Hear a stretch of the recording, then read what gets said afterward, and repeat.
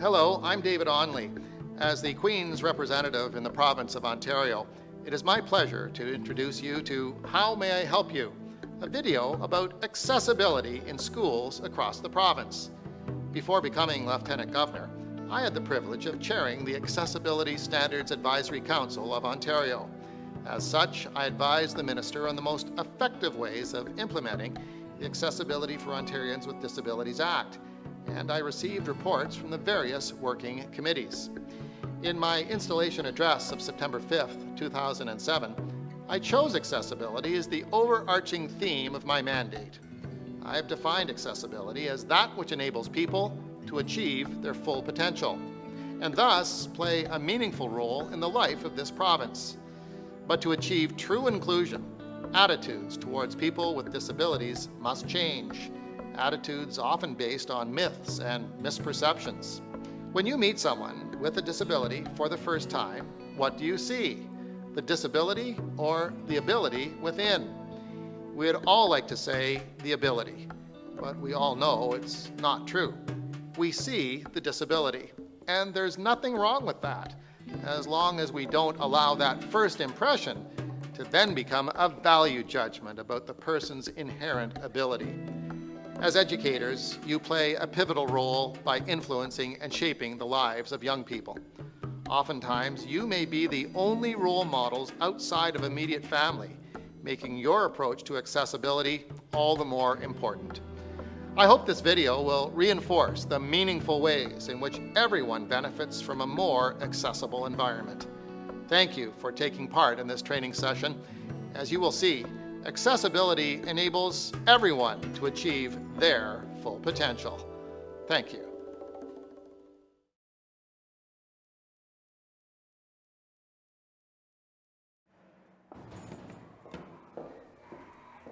Hello and welcome.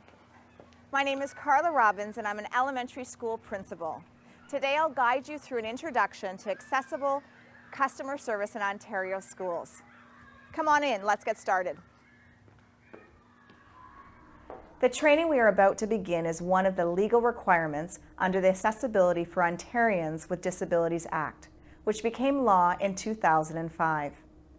This law has led to the development of 5 standards: customer service, employment, information, and communication, transportation, and the built environment.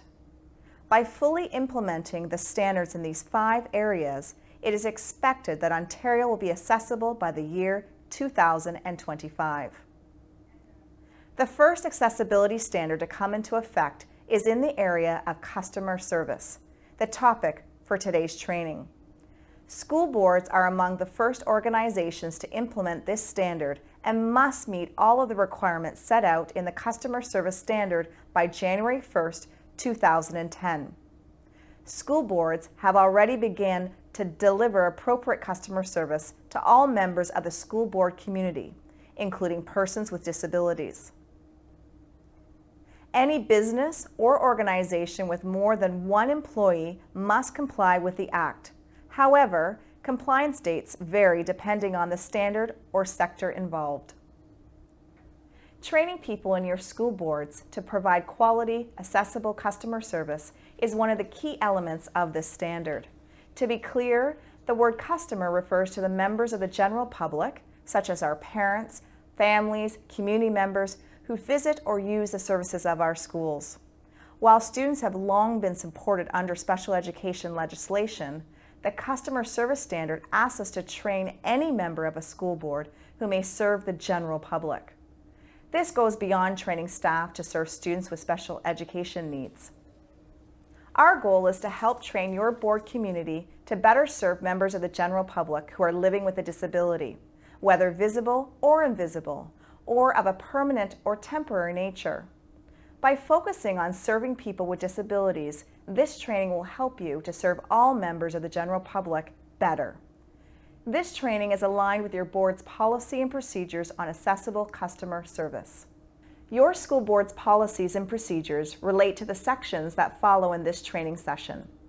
In addition to board policies, you will find quick tip reference sheets that will serve as a reminder of this training going forward.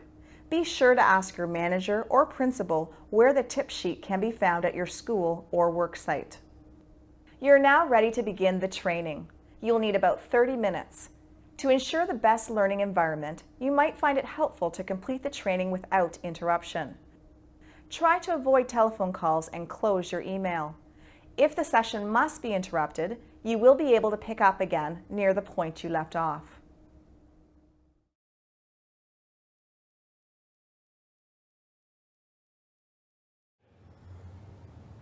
The Accessibility for Ontarians with Disabilities Act 2005 and the accompanying standards are meant to make Ontario accessible by addressing barriers experienced by people with disabilities.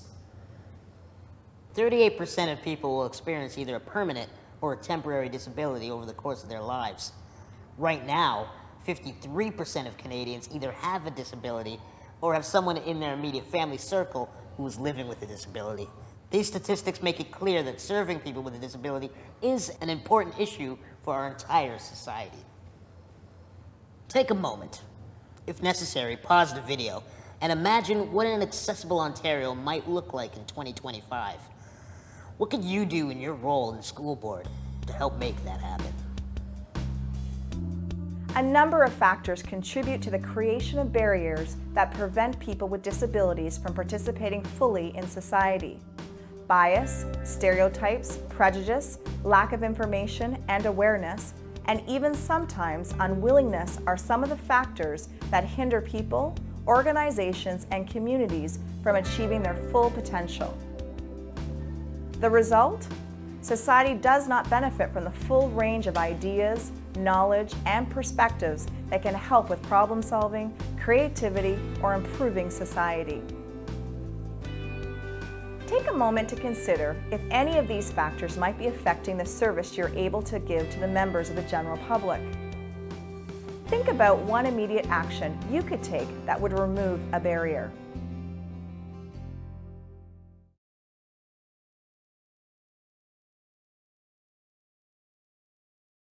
All of the requirements described in the first standard, customer service, have been set in law. School boards must fulfill the customer service standard by January 2010, as well as continue to meet the requirements in an ongoing fashion. Let's study the standard itself to learn more about the role we can play to make Ontario more accessible. School boards must have a policy and procedures on providing goods and services to people with disabilities. Both of these should support the key principles of independence, dignity, integration, and equality of opportunity. Procedures must address key aspects of providing quality customer service to persons with disabilities. These include supporting the use of assistive devices, service animals and support persons, communicating in a manner that takes a person's disability into account, providing notice when there are temporary disruptions to facilities or services, such as elevators or audio announcements, relied on by people with disabilities for access, and finally, clearly communicating the practice for charging support persons for admission to events.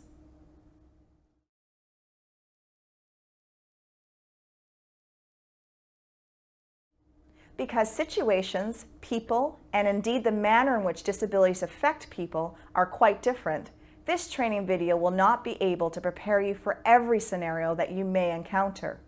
Our hope is that this session will help you to meet the needs of people with disabilities, and this awareness will become a part of your customer service mindset. With attention and practice, your approach to customer service will become more inclusive, enabling you to meet the needs of more and more people while sending a clear message that you are ready to accommodate the diverse needs of people related to accessibility. We will use the scenarios that are relevant to your school situation.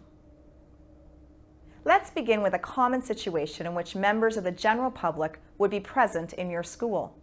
Remember, the customer service standard deals with interacting with a member of the general public. A school board already has specific responsibilities with regard to staff and students that come under other legal provisions. Hi, welcome to school. Nice to see you. In this scenario, a spring concert is taking place at the school. There is no way to know who will be attending or what they may need.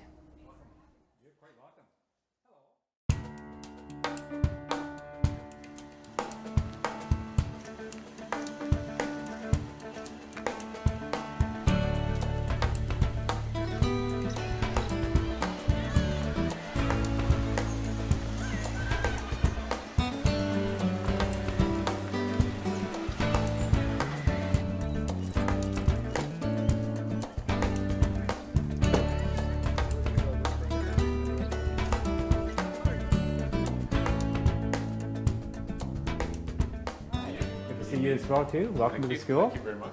Hi. Nice to meet you. Great. Nice to see you here.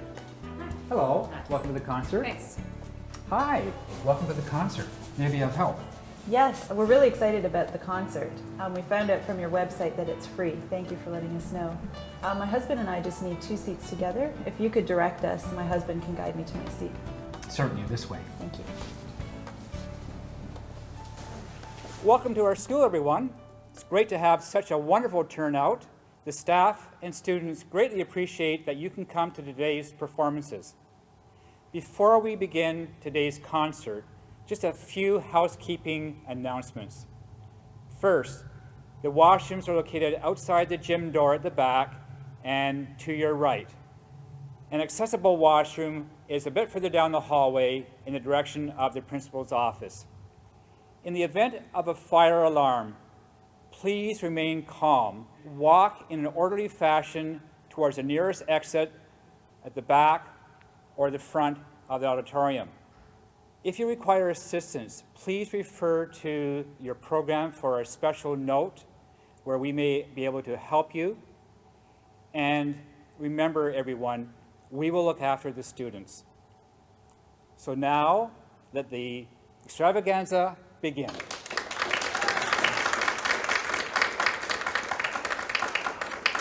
The event is the same, but we take a slightly different approach. With a few accommodations, all members of the audience can enjoy the concert. Outside by the back. Notice how the principal remembered the key principles of independence, dignity, integration, and equality of opportunity. The principal spoke directly to the person with a disability, not the support person. The oral instructions were inclusive, and the note in the program avoided the necessity to identify individuals, thus respecting confidentiality. The most important phrase is the title, "How may I help you?" The person with a disability knows the most appropriate accommodations for their needs. So asking the question, "How may I help you?" conveys respect and the desire to assist.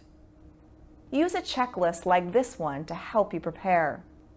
Clearly designated accessible parking, accessible entryways and alternate exits, accessible washroom facilities, signage, size of text on program and signs, sound system, provision for service animals, trained volunteers, event announcements in multiple formats, cancellation notice, requesting advance notice in the event of complex accommodations required.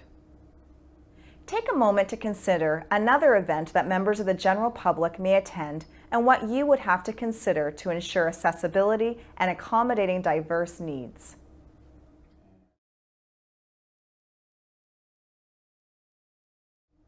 In our previous scenario, the participation of a person with a disability may or may not be unexpected, but it should always be incorporated into planning in order that your event can be generally accessible and designed to be inclusive so that the greatest number of people can feel as welcome as possible.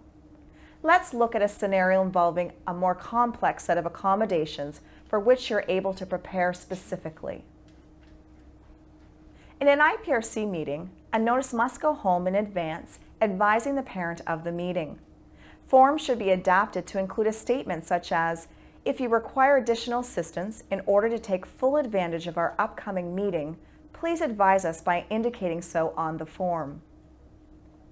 When the notice is returned, the school is advised that a person who is hard of hearing will be attending and requires some accommodation.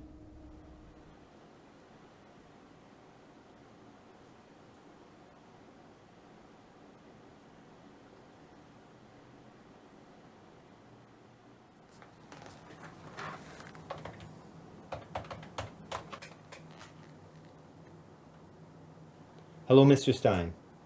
This is Greg Farrell, principal here at Jennifer School. I just received the notice of meeting form. Thanks for returning it so quickly to me. I noted the indication that you're hard of hearing and you'd appreciate some assistance during the meeting. Okay, great. How may I help you? Thanks, Mr. Stein. I'll email you right away then. Great. Thank you. Bye-bye.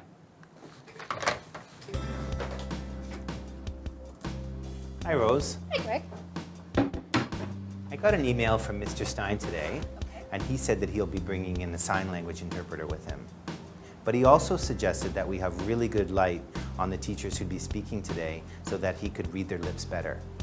So let's just move a few chairs. Great. And I'm going to turn off that fan noise. It'll be too distracting for all of us. Great idea. Thanks, Rose.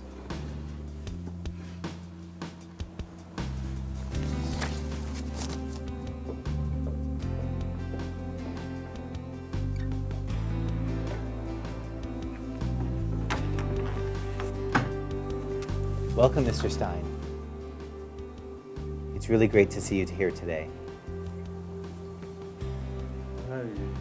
How are you? Good, thank you. This is my sign language interpreter. Her name is Rhonda. Hi, Rhonda. Welcome. This is our school secretary, Mrs. Appa. She will provide support to us today as the meeting proceeds. Since we'll be discussing confidential information about Jennifer, I would ask that your interpreter sign our standard oath of confidentiality.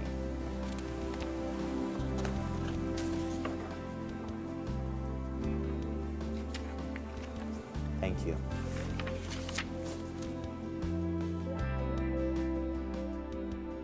Attract the customer's attention before speaking. Use a normal voice volume and speak facing the customer. Remember to speak to the customer, not the support person. Have a pencil and paper ready if needed.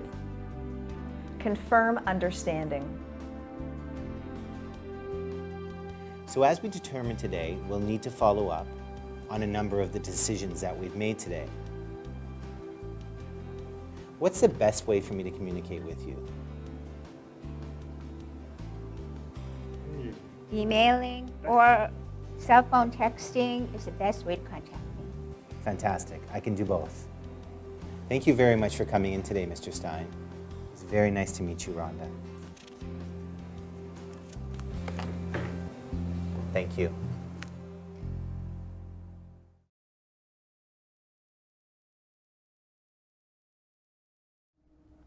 Let's imagine the same meeting where we must accommodate a person with an intellectual or developmental disability. The principal would make a similar phone call to individualize accommodations where possible. In this case, accommodation would include: don't assume what a person can or cannot do. Use plain language. Make sure the customer understands what you've said. Be direct and ask, do you understand this? Provide one piece of information at a time. Ask if anything needs to be repeated. Take time. People with some learning disabilities need a little longer time to process information. Provide information in a way that works for the customer. Review additional notes. If you provide resource material, explain what it is.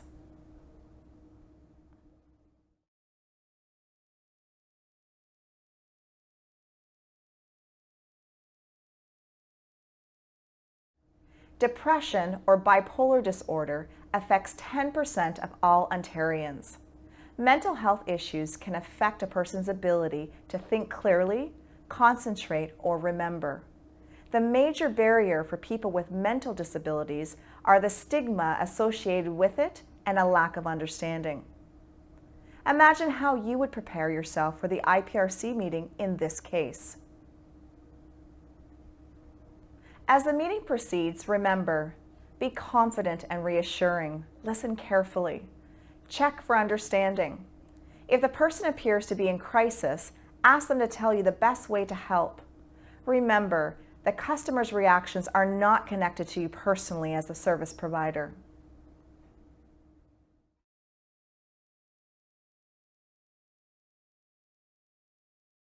This time, a person with physical challenges is visiting the school for a career day presentation.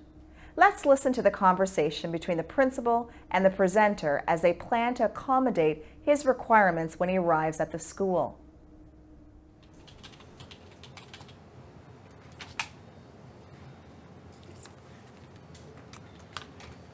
Mr. Farrell, I have Mr. Aruda on line 1. Thanks, Rose. Hello, Mr. Aruda. Thank you for returning my call.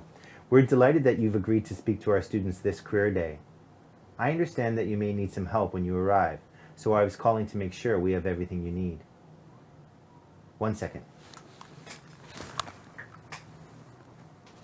Yes? Absolutely.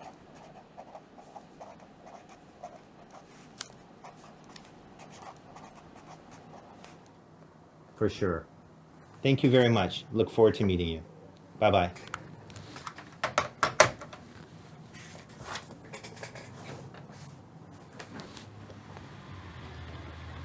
Hello there. Hi, welcome to our school. May I help you? Hi, I'm Andre Arruda. I'm a guest speaker here for Career Day. I was looking for Mr. Farrell. Yes, Mr. Farrell let us know that you'd be arriving. We made sure to have the ramp cleared for you. If you just want to take it on up to the entrance, I'll let Mr. Farrell know that you've arrived. That'd be great. Thank you very much. Okay. Mr. Farrell, Mr. Arruda's here.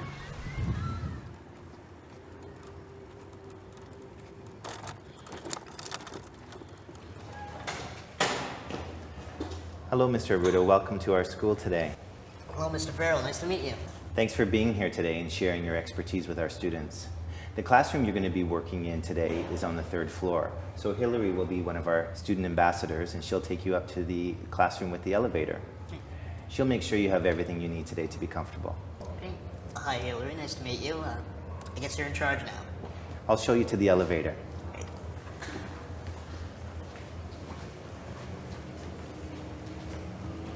Ask before you help.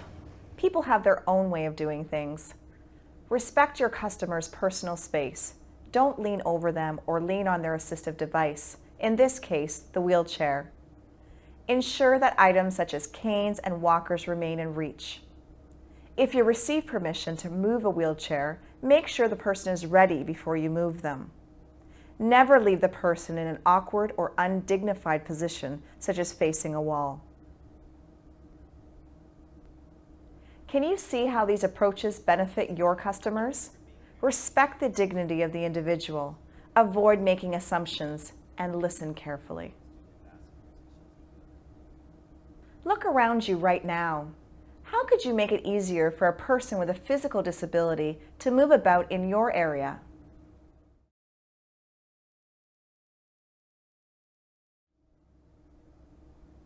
Some customers may have problems communicating because of their disability. Cerebral palsy, speech impediment, hearing loss, or other conditions may make it difficult for the person to pronounce words or may cause slurring or stuttering. A person with this type of disability may use a communication board or other assistive devices. Here are a few pointers to assist you with this scenario. Don't assume that just because a person has one disability that they also have another. Give the person whatever time is needed to get their point across. Ask questions that could be answered with a simple yes or no if possible. Don't interrupt or finish the person's sentences. Wait for them to finish.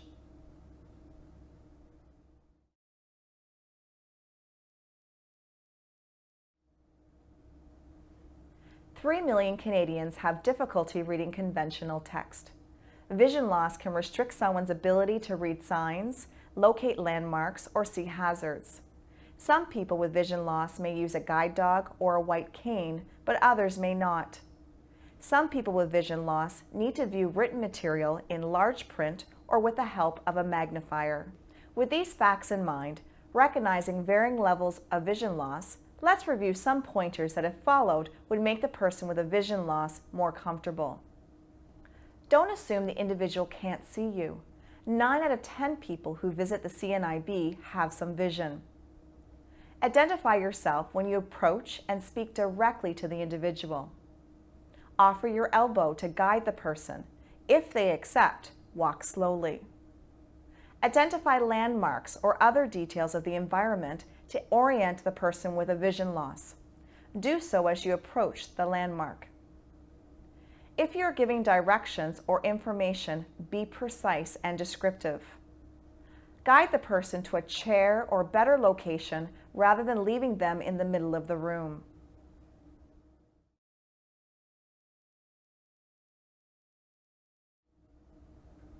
You're probably aware that someone with a vision loss may use a guide dog.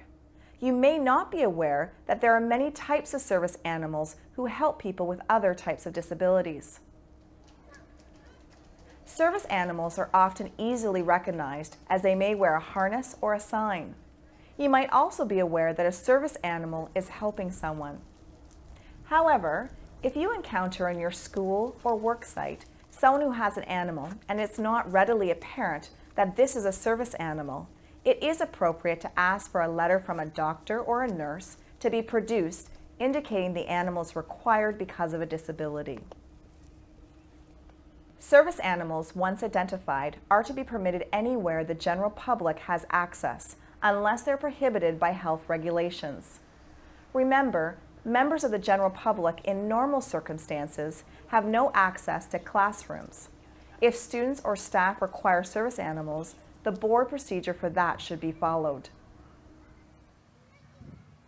This is Vicky and her dog Vegas. Vegas is not a pet. Vegas is a working dog. That means we have to treat him differently than we do other dogs. This will allow him to work more effectively for the person he supports. The care and supervision of Vegas is my responsibility, so it is important that you never touch him, talk to him, or make eye contact with him without my permission.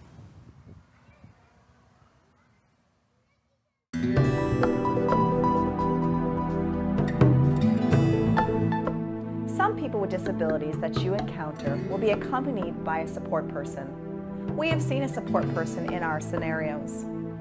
A support person could be anyone, but for clarification, the support person is not a school employee, but a supporter to the person with a disability from the general public.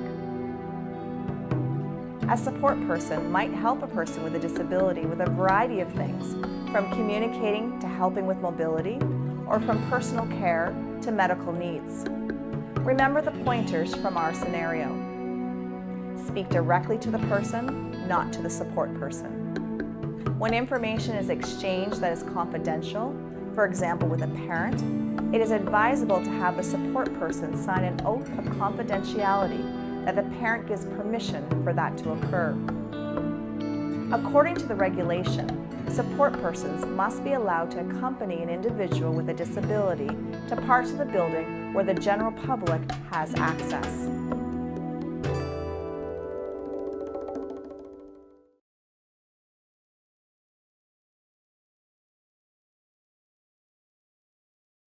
Another support for a person with a disability is the use of assistive devices. Most such devices are personal assistive devices. Examples would include a wheelchair, a white cane, an oxygen tank, or a laptop. The devices belong to the person using them. Treat the personal assistive device as an extension of that person's personal space. If you think of the device in this way, it will help you to react appropriately. For instance, you would respect personal space by not leaning over the person, in the same way you would not lean over the person's assistive device. Some assistive devices may not be noticeable, such as a hearing aid. Once you recognize the device is being used, ask the individual the best way to facilitate their use. Remember the question, how may I help you? If your work environment provides some type of assistive device, such as a sound amplification system or TTY, teletypewriters, it is important to receive training in their use, and the regulation calls for this kind of training.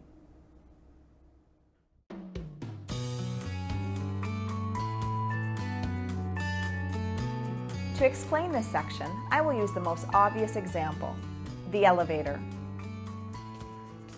For most of us, an elevator is a convenience, but for some, it is the only way to access parts of a building. From time to time, elevators are unavailable. In a power outage, everyone understands that the elevator is not working. In this case, notification is not necessary. However, let's say the elevator is inoperable due to repair. The general public would be unaware of this disruption in service. The legislation requires that care be taken to provide notice that the device, the elevator, is not working, and the notice should estimate the time of its return to service. To ensure that the notice itself is accessible, you might consider making the notice available in multiple formats, such as print, email, and an audio message on the telephone or website. A plan to deal with an interruption should include consideration for internal and external notification. Who is responsible and who else needs to be involved? Expectations of staff who become aware of a service disruption. Using multiple formats. Using clear language. Notification of return to service. Watch this scenario for a good example.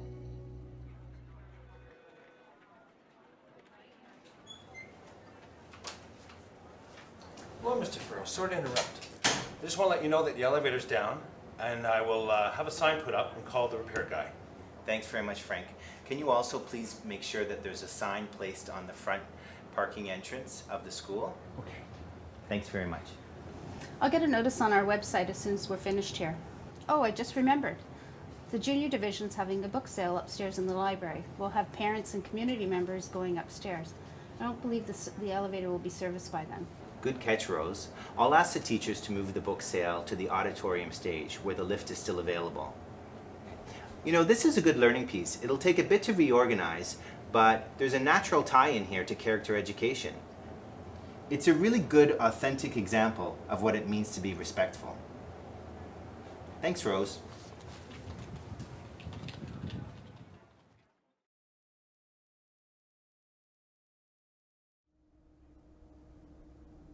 Now that we are more aware and able to do a better job of customer service, we will want to know if we are helping others appropriately.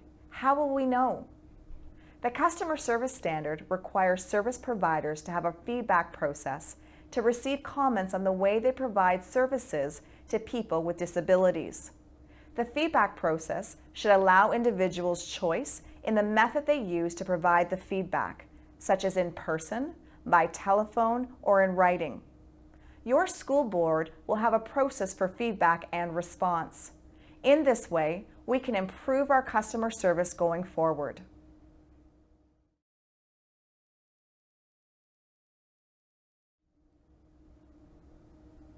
Thank you for participating in this training session. You've learned about the legislation, who our customers are according to the legislation, the barriers people face to full participation, different types of disabilities and the ways in which you can better support each of them, your role in making people feel welcome and included, some ways to make your environment more accessible. What are you able to improve as a result of what you've learned in this session? Do you need more information? What else would you like to learn? More resources are available. An Accessible Ontario by 2025. The students in today's classrooms will be making their way in the world. These 2 million students and the people who currently support them, the employees and boards of education across this province, will be creating that world. Think about how what we do today to better serve people with disabilities will impact on students, their friends, and their families. Think of the impact of that new attitude on human dignity, understanding, and full participation in schools, communities, the province, and in our country. Children will create the future. Let's help them by setting a great example.